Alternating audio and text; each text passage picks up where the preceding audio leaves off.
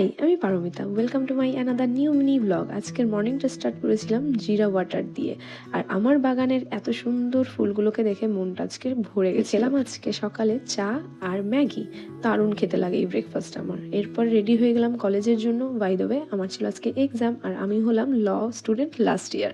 তো এই হলো আমার কলেজ থেকে বেরিয়ে আমি অ্যাস্থেটিক ক্যাফেটায় ফার্স্ট টাইম এক কাপ চা খেলাম। চাটা বেশ ভালো ছিল।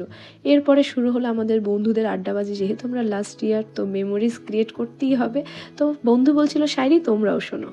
मुझे खुद पर का हस्ती मत समझना, मेरा दोस्ती उतना सस्ती मत समझना। मैं समंदर भी हूँ और साहिल भी, मैं शायर भी हूँ और जाहिल भी।